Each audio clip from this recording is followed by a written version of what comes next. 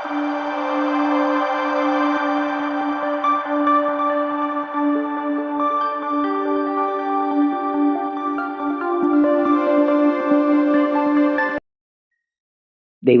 മഹത്വം.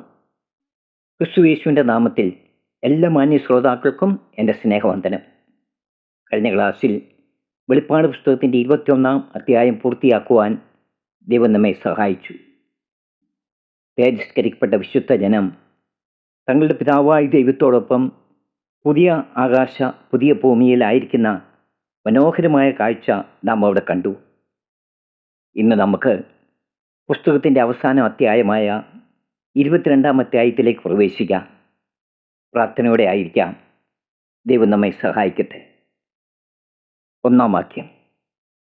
വീതിയുടെ നടുവിൽ ദൈവത്തിൻ്റെയും കുഞ്ഞാടിൻ്റെയും സിംഹാസനത്തിൽ നിന്ന് പുറപ്പെടുന്നതായി പളുങ്കുപോലെ ശുഭ്രമായ ജീവജല നദിയും അവൻ എന്നെ കാണിച്ചു. ജീവജല നദി നഗരവീതിയുടെ നടുവിലാണ് ഇത് കാണപ്പെടുന്നത്. ഇതിൻ്റെ ഉറവിടം ദൈവത്തിൻ്റെയും കുഞ്ഞാടിൻ്റെയും സിംഹാസനത്തിൽ നിന്ന്.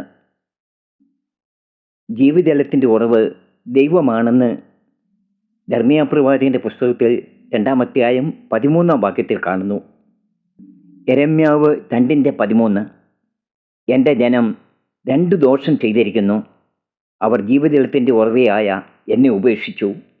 വെള്ളമില്ലാത്ത കിണറുകളെ, പൊട്ടക്കിണറുകളെ തന്നെ കുടിച്ചിരിക്കുന്നു. ഈ ജീവി ഉറവയിലേക്ക് വിശുദ്ധ ജനത്തെ മേയിച്ച് നടത്തുന്നത് കുഞ്ഞാടാണെന്ന് 7-ാം അധ്യായത്തിൽ നാം കണ്ടു. 7-ാം അധ്യായം 17-ാം വാക്യം. സിംഹാസനത്തിൻ്റെ മധ്യേയുള്ള കുഞ്ഞാട് അവരെ മേയിച്ച് ജീവജലത്തിൻ്റെ ഉറവുകളിലേക്ക് നടത്തുകയും ദൈവം താൻ അവരുടെ കണ്ണിൽ നിന്ന് കണ്ണുനീരെല്ലാം തുടച്ചു കളയുകയും ചെയ്യും. ഉറവുകളിലേക്ക് ജീവജലത്തിൻ്റെ സമൃദ്ധിയെ ഇത് കാണിക്കുന്നു. ഒരു വാക്യം കൂടെ നമുക്ക് നോക്കാം. സങ്കീർത്തനങ്ങൾ 46:4. ഒരു നദിയുണ്ട്, അതിൻ്റെ തോടുകൾ ദൈവനഗരത്തെ, അത്യുന്നതൻ്റെ വിശുദ്ധ നിവാസത്തെ തന്നെ സന്തോഷിപ്പിക്കുന്നു. ദൈവനഗരം, അത്യുന്നതൻ്റെ വിശുദ്ധ നിവാസം, ഇത് വിശുദ്ധ സഭയാണെന്ന് നമുക്കറിയാം. ദൈവനഗരത്തെ സന്തോഷിപ്പിക്കുന്ന ഈ നദി ഏതാണ്? അതിൻ്റെ തോടുകൾ ഏതാണ്? ദൈവത്തിൻ്റെ പരിശുദ്ധാത്മാവും ആത്മാവിൻ്റെ കൃപാവരങ്ങളും ദാനങ്ങളും, അല്ലെങ്കിൽ ആത്മാവിൻ്റെ ബഹുമുഖമായ പ്രവർത്തനങ്ങൾ എന്ന് നമുക്ക് പറയാം. ഈ നദിയിലും അതിൻ്റെ തോടുകളിലും, അല്ലെങ്കിൽ ആത്മാവിൻ്റെ ബഹുമുഖമായ പ്രവർത്തനങ്ങളിൽ ഉല്ലസിച്ചു വന്നവരാണ് പുതിയ ഭൂമിയിലെ നിവാസികൾ. ഇപ്പോൾ അവർ ജയം പ്രാപിച്ച് അവരുടെ അവകാശമായി നിത്യജീവൻ കരഗതമാക്കിയിരിക്കുന്നു. അതിനുവേണ്ടി വലിയ ദാഹത്തോടെ കാത്തിരുന്നവരാണവർ. ഇപ്പോൾ അത് സൗജന്യമായി അവർക്ക് ലഭിച്ചിരിക്കുന്നു. പുതിയ ഭൂമിയിൽ ദൈവത്തിൻ്റെയും കുഞ്ഞാടിൻ്റെയും സിംഹാസനത്തിൽ നിന്ന് പുറപ്പെടുന്ന ജീവജല നദി പരിശുദ്ധാത്മാവിനെ കാണിക്കുന്നുവെന്ന് ഒട്ടുമിക്ക വ്യാഖ്യാതാക്കളും പറയുന്നു. എന്നാൽ പുതിയ ഭൂമിയിൽ പരിശുദ്ധാത്മാവിൻ്റെ ദൗത്യം എന്തെന്നോ പ്രവർത്തനങ്ങൾ എന്തെന്നോ വ്യക്തമാക്കുന്ന വചനങ്ങളില്ല. പെന്തക്കോസ്ത് നാൾ മുതൽ സഭയെ പുനരുത്ഥാനത്തിലേക്ക് വരുത്തുന്നതുവരെ പരിശുദ്ധാത്മാവിൻ്റെ ശക്തവും വ്യക്തവുമായ പ്രവർത്തനം നാം കാണുന്നുണ്ട്. അതിനുശേഷം നിത്യതയിൽ ദൈവം തൻ്റെ ജീവനും തേജസ്സിനും കൂട്ടാളികളായ തൻ്റെ ജനത്തിൻ്റെ മധ്യേ ദൃശ്യനായി വസിക്കുന്നത് കൊണ്ടാകാം ആത്മാവിനെ പ്രത്യേകമായി കാണാത്തത്. ഇവിടെ ഒരു വാക്യം കൂടെ നമുക്ക് ചിന്തിക്കാം. എഫേസ്യർ 1:14. തൻ്റെ സ്വന്തം ജനത്തിൻ്റെ വീണ്ടെടുപ്പിന് വേണ്ടി തൻ്റെ മഹത്വത്തിൻ്റെ പുകഴ്ചയ്ക്കായിട്ട് നമ്മുടെ അവകാശത്തിൻ്റെ അച്ചാരമായ വാഗ്ദത്തത്തിൻ പരിശുദ്ധാത്മാവിനാൽ മുദ്രയിട്ടിരിക്കുന്നു. അവകാശത്തിൻ്റെ അച്ചാരം, അവകാശത്തിൻ്റെ ഉറപ്പ്, വിശുദ്ധന്മാരുടെ അവകാശമായ നിത്യജീവന്റെ അച്ചാരമായിട്ടാണ്, അല്ലെങ്കിൽ ഉറപ്പിനായിട്ടാണ് പരിശുദ്ധാത്മാവിനെ നമുക്ക് നൽകിയിരിക്കുന്നത്. ഈ അവകാശം സ്വർഗത്തിൽ സൂക്ഷിച്ചിരിക്കുന്നുവെന്ന് പത്രോസ് അപ്പോസ്തലൻ രേഖപ്പെടുത്തിയിരിക്കുന്നു. 1 പത്രോസ് 1:4-5 വാക്യങ്ങളിൽ. അന്ത്യകാലത്തിൽ വെളിപ്പെടുവാൻ ഒരുങ്ങിയിരിക്കുന്ന രക്ഷയ്ക്ക് വിശ്വാസത്താൽ ദൈവശക്തിയിൽ കാക്കപ്പെടുന്ന നിങ്ങൾക്ക് വേണ്ടി സ്വർഗത്തിൽ സൂക്ഷിച്ചിരിക്കുന്നതും ക്ഷയം, മാലിന്യം, വാട്ടം എന്നിവയില്ലാത്തതുമായ അവകാശത്തിനായി തന്നെ വീണ്ടും ജനിപ്പിച്ചിരിക്കുന്നു.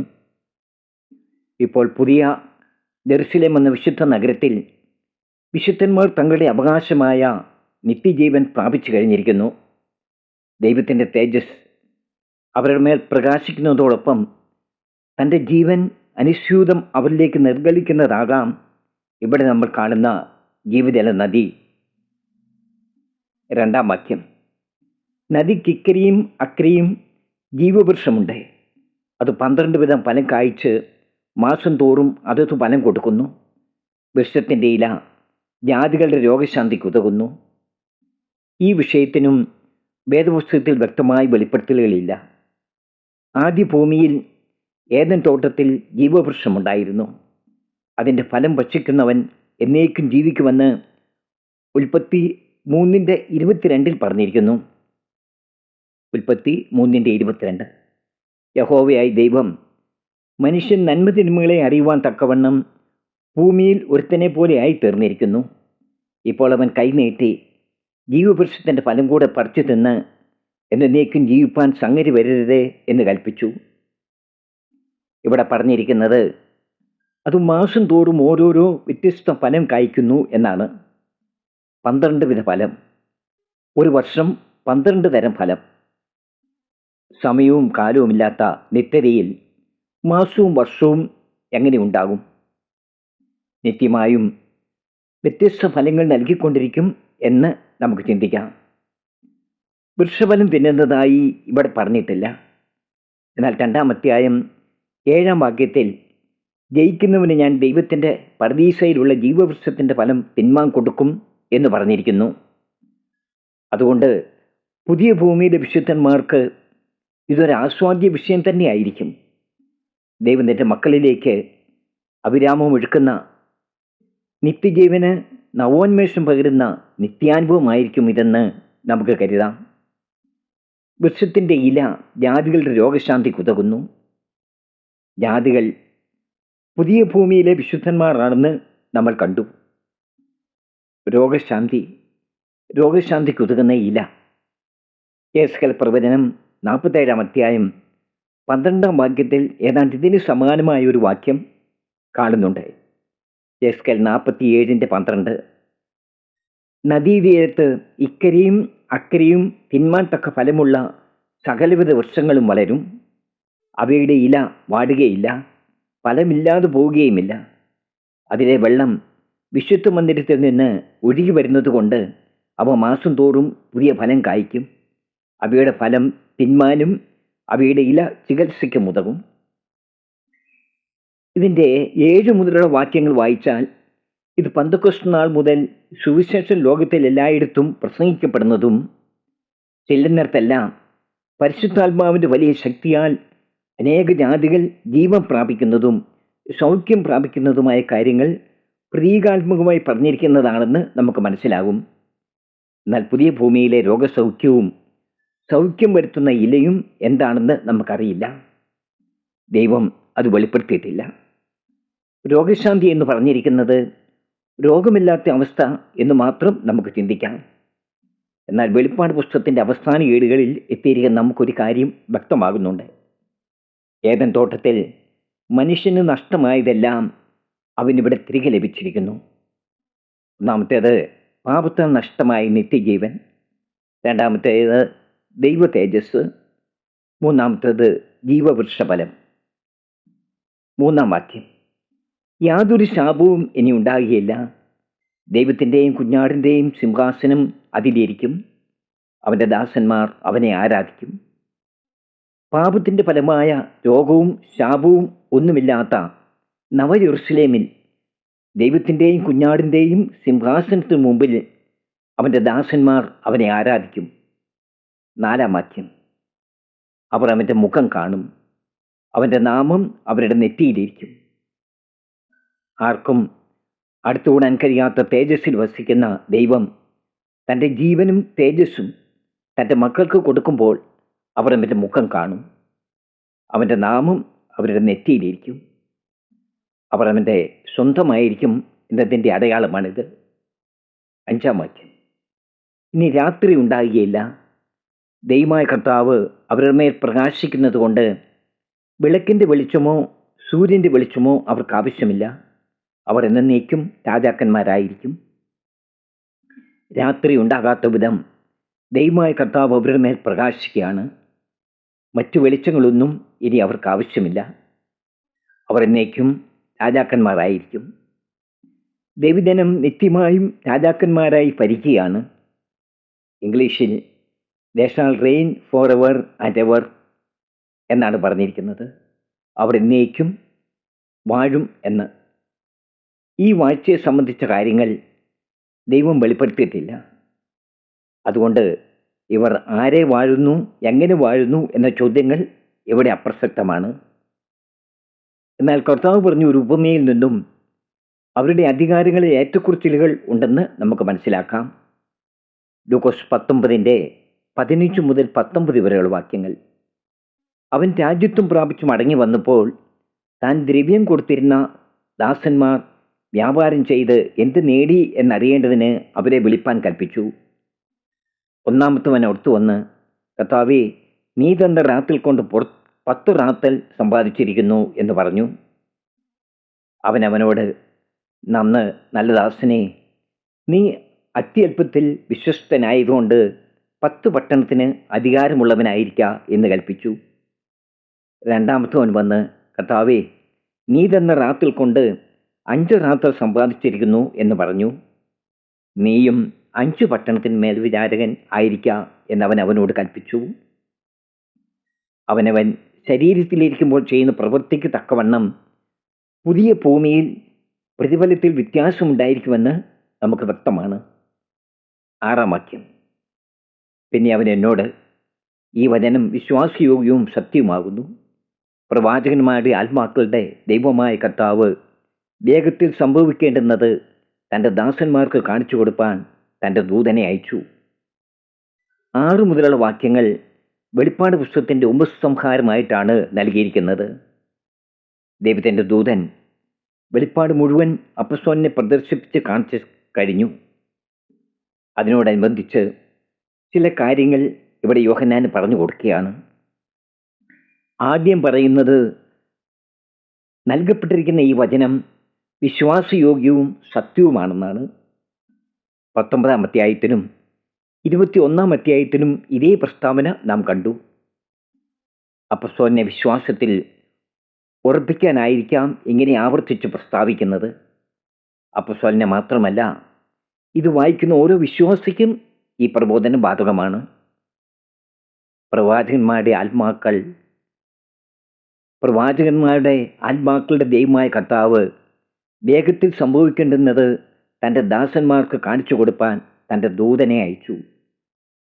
വെളിപ്പാട് പുസ്തകം ആരംഭിച്ചതുപോലെ തന്നെയാണ് അത് ഉപസംഹരിക്കുന്നത്. 1-ാം വാക്യം നമുക്ക് വായിക്കാം. വെളിപ്പാട് 1:1. യേശുക്രിസ്തുവിൻ്റെ വെളിപ്പാട്. വേഗത്തിൽ സംഭവിക്കാനുള്ളത് തൻ്റെ ദാസന്മാരെ കാണിക്കേണ്ടതിന് ദൈവം അത് അവന് കൊടുത്തു. അവനത് തൻ്റെ ദൂതൻ മുഖാന്തരം അയച്ച് തൻ്റെ ദാസനായ യോഹന്നാന് പ്രദർശിപ്പിച്ചു. അവിടെ പറഞ്ഞിരിക്കുന്നത് വേഗത്തിൽ സംഭവിക്കാനുള്ളത് സഭയെ കാണിക്കേണ്ടതിന് ദൈവം അത് പുത്രന് കൊടുത്തു എന്നും അവനത് തൻ്റെ ദൂതൻ മുഖാന്തരം യോഹന്നാന് പ്രദർശിപ്പിച്ചു എന്നുമാണ്. എന്നാൽ ഇവിടെ ഉപസംഹാരത്തിൽ പറഞ്ഞിരിക്കുന്നത് ദൈവം നേരിട്ട് തൻ്റെ ദൂതനെ അയച്ചു എന്നാണ്. ഇതിൽ നിന്നും നമുക്ക് മനസ്സിലാകുന്നത് ഈ വെളിപ്പാടിൻ്റെ പൂർണ്ണ അധികാരം ദൈവത്തിന് മാത്രമുള്ളതാണെന്നാണ്. 7-ാം വാക്യം. ഇതാ ഞാൻ വേഗത്തിൽ വരുന്നു, ഈ പുസ്തകത്തിലെ പ്രവചനം പ്രമാണിക്കുന്നവൻ ഭാഗ്യവാൻ എന്ന് പറഞ്ഞു. ഈ പുസ്തകത്തിലെ പ്രവചനം പ്രമാണിക്കുവാൻ സഭയ്ക്ക് നൽകിയിരിക്കുന്നതാണ്. കർത്താവിൻ്റെ വരവ് ആസന്നമായിരിക്കുന്നു. അതുകൊണ്ട് ഈ പുസ്തകത്തിലെ പ്രവചനം പ്രമാണിച്ച് കാത്തിരിക്കുന്നവൻ ഭാഗ്യവാനാണെന്ന് സഭയെ പ്രബോധിപ്പിക്കാനിവിടെ. 8-ാം വാക്യം. ഇത് കേൾക്കുകയും കാണുകയും ചെയ്തത് യോഹന്നാൻ എന്ന ഞാൻ തന്നെ. കേൾക്കുകയും കാണുകയും ചെയ്ത ശേഷം അതെനിക്ക് കാണിച്ചു തന്ന ദൂതൻ്റെ കാൽക്കൽ ഞാൻ വീട് നമസ്കരിച്ചു. ദൂതൻ പ്രദർശിപ്പിച്ച ദർശനങ്ങൾ കാണുകയും പറഞ്ഞ വചനങ്ങൾ കേൾക്കുകയും ചെയ്തത് അപ്പോസ്തലനായ യോഹന്നാനാണ്. അദ്ദേഹം തന്നെ ഇവിടെ വെളിപ്പെടുത്തുകയാണ്. താൻ കാണുകയും കേൾക്കുകയും ചെയ്തതാണ് ഇവിടെ സാക്ഷീകരിച്ചിരിക്കുന്നതെന്ന് അദ്ദേഹം അങ്ങനെ ഉറപ്പിച്ചു പറയുകയാണ്. ഒടുവിൽ തന്നെ ദർശനങ്ങൾ കാണിക്കുകയും ദൂതുകൾ നൽകുകയും ചെയ്ത ദൂതനെ അപ്പസ്തോലൻ വീണ് നമസ്കരിക്കുന്നു. 9-ാം വാക്യം. എന്നാൽ അവൻ എന്നോട്, അതരുത്, ഞാൻ നിന്റെയും നിന്റെ സഹോദരന്മാരായ പ്രവാചകന്മാരുടെയും ഈ പുസ്തകത്തിലെ വചനം പ്രമാണിക്കുന്നവരുടെയും സഹഭൃത്യനത്രേ, ദൈവത്തെ നമസ്കരിക്ക എന്ന് പറഞ്ഞു. ഇതുപോലെ തന്നെ ഒരു നമസ്കാരവും ദൂതൻ അപ്പസ്തോലനെ വിലക്കുന്നതും ദൂതൻ പറഞ്ഞ ഇതേ വാക്കുകളും 19-ാം അധ്യായം 10-ാം വാക്യത്തിലും നമ്മൾ കണ്ടിരുന്നു. 10-ാം വാക്യം. അവൻ പിന്നെയും എന്നോട് പറഞ്ഞത്, സമയം അടുത്തിരിക്കിയാൽ ഈ പുസ്തകത്തിലെ പ്രവചനം മുദ്രയിടരുത്. സമയം അടുത്തിരിക്കുക. ഈ പുസ്തകത്തിലെ പ്രവചനം നിവൃത്തിയാകാൻ സമയം അടുത്തിരിക്കുന്നു. പുസ്തകം അടച്ച് മുദ്ര വയ്ക്കുന്നത് ദാനിയേൽ പ്രവചനത്തിൽ നാം കാണുന്നുണ്ട്. ദാനിയേൽ 8:26. സന്ധികളെയും ഉഷസ്സുകളെയും കുറിച്ച് പറഞ്ഞിരിക്കുന്ന ദർശനം സത്യമാകുന്നു. ദർശനം ബഹുകാലത്തേക്കുള്ളതാകിയാൽ അതിനെ അടച്ചുവെക്കാം. ദാനിയേൽ പ്രവചനം ദീർഘനാളത്തേക്കുള്ളതാകിയാലാണ് മുദ്രയിടാൻ പറഞ്ഞത്. എന്നാൽ വെളിപ്പാട് പുസ്തകത്തിലെ പ്രവചനങ്ങൾ സഭാകാലയളവിൽ നിറവേറിക്കൊണ്ടിരിക്കുന്നതും പൂർണ്ണമായി നിറവേറൽ അടുത്തിരിക്കുന്നതുമാണ്. അതുകൊണ്ടാണ് അത് മുദ്ര ഇടരുത് എന്ന് പറഞ്ഞിരിക്കുന്നത്. അനീതി ചെയ്യുന്നവൻ ഇനിയും അനീതി ചെയ്യട്ടെ, അഴുക്കുള്ളവൻ ഇനിയും അഴുക്കാകട്ടെ, നീതിമാൻ ഇനിയും നീതി ചെയ്യട്ടെ, വിശുദ്ധൻ ഇനിയും തന്നെ വിശുദ്ധീകരിക്കട്ടെ. ദൈവം തന്നോട് നിരന്നുകൊള്ളുവിനെന്ന് ലോകത്തോട് നിരന്തരം ആഹ്വാനം ചെയ്തുകൊണ്ടിരിക്കുന്നു. ഒപ്പം തന്നെ നിരക്കാത്തവർക്ക് വരാൻ പോകുന്ന ന്യായവിധിയെ അറിയിച്ചുകൊണ്ട് മരിക്കുന്നു. എല്ലാ മുന്നറിയിപ്പുകളും അവഗണിച്ചുകൊണ്ട് അനീതി പ്രവർത്തിക്കുന്നവർക്കും മ്ലേച്ഛകരമായ ജീവിതം നടത്തുന്നവർക്കും അവരുടെ ജീവിതം അങ്ങനെ തന്നെ തുടരാൻ സ്വാതന്ത്ര്യമുണ്ട്. അനീതി ചെയ്യുന്നവൻ ഇനിയും അനീതി ചെയ്യട്ടെ, അഴുക്കുള്ളവൻ ഇനിയും അഴുക്കാകട്ടെ. കർത്താവ് ആരെയും നിർബന്ധിച്ച് തൻ്റെ ഭവനത്തിലേക്ക് കൂട്ടുന്നില്ല. നേരെ മറിച്ച് നീതിയിലും വിശുദ്ധിയിലും ജീവിക്കുന്നവർ ഇനിയും നീതി പ്രവർത്തിക്കട്ടെ. അവർ ഇനിയും തങ്ങളെ തന്നെ വിശുദ്ധീകരിക്കട്ടെ. വിശുദ്ധ ജീവിതം തുടരുവാൻ ആഗ്രഹിക്കുന്നവരെ ദൈവം തീർച്ചയായും സഹായിക്കുക തന്നെ ചെയ്യും. 12-ാം വാക്യം. ഇതാ ഞാൻ വേഗം വരുന്നു, ഓരോരുത്തന് അവനവൻ്റെ പ്രവൃത്തിക്ക് തക്കവണ്ണം കൊടുപ്പാൻ പ്രതിഫലം എൻ്റെ പക്കലുണ്ട്. ഓരോരുത്തരും ഇഷ്ടമുള്ളത് ചെയ്യുവാൻ സ്വാതന്ത്ര്യമുണ്ട്. ഓരോരുത്തന് അവനവൻ്റെ പ്രവൃത്തിക്ക് തക്കവണ്ണം കൊടുപ്പാൻ പ്രതിഫലവുമായി കർത്താവിതാ വേഗം വരുന്നു. 13-ാം വാക്യം. ഞാൻ ആൽഫയും ഒമേഗയും, ഒന്നാമനും ഒടുക്കത്തവനും ആദിയും അന്തവുമാകുന്നു. 14-ാം വാക്യം. ജീവന്റെ വൃക്ഷത്തിൽ തങ്ങൾക്ക് അധികാരം ഉണ്ടാകേണ്ടതിനും ഗോപുരങ്ങളിൽ കൂടി നഗരത്തിൽ കടക്കേണ്ടതിനും തങ്ങളുടെ വസ്ത്രം അലക്കുന്നവർ ഭാഗ്യവാന്മാർ. ഈ വാക്യം നാം നേരത്തെ കണ്ടതാണ്. ജീവവൃക്ഷത്തിൽ അധികാരം ഉണ്ടാകണമെങ്കിൽ വിശുദ്ധ നഗരത്തിനുള്ളിൽ പ്രവേശിക്കണം. ഗോപുരങ്ങൾ കൂടെ മാത്രമേ നഗരത്തിൽ കടക്കാൻ കഴിയൂ. കുഞ്ഞാടിൻ്റെ രക്തത്തിൽ വസ്ത്രം അലക്കിയിരിക്കുന്നവർക്ക് മാത്രമേ അതിന് കഴിയൂ. നഗരത്തിലേക്ക് പ്രവേശനമില്ലാത്തവരുടെ ലിസ്റ്റ് അടുത്ത വാക്യത്തിൽ പറഞ്ഞിരിക്കുന്നു. 15-ാം വാക്യം. നായ്ക്കളും ക്ഷുദ്രക്കാരും ദുർനടപ്പുകാരും കൊലപാതകന്മാരും ബിംബാരാധികളും ഓഷ്കിൽ പ്രിയപ്പെടുകയും അതിനെ പ്രവർത്തിക്കുകയും ചെയ്യുന്ന ഏവനും പുറത്തു തന്നെ. നായ്ക്കൾ. പിന്മാറ്റക്കാരെക്കുറിച്ച് പത്രോസ് അപ്പോസ്തലൻ വിശേഷിപ്പിച്ചിരിക്കുന്നത് സ്വന്തം ഛർദ്ദിക്ക് തിരിഞ്ഞ നായ എന്നാണ്. 2 പത്രോസ് 2:21-22 വാക്യങ്ങൾ. തങ്ങൾ കേൾപ്പിച്ചു കേട്ട് വിശുദ്ധ കൽപ്പനയെ നീതിയുടെ വഴി അറിഞ്ഞ ശേഷം വിട്ടുകളയുന്നതിനേക്കാൾ അതറിയാതിരിക്കുന്നത് അവർക്ക് നന്നായിരുന്നു. എന്നാൽ സ്വന്തം ഛർദ്ദിക്ക് തിരിഞ്ഞ നായെന്നും കുളിച്ചിട്ട് ചളിയിൽ ഉരുളുവാൻ തിരിഞ്ഞ പന്നിയെന്നുമുള്ള സത്യമായ പഴഞ്ചൊല്ലുപോലെ അവർക്ക് ഭവിച്ചു.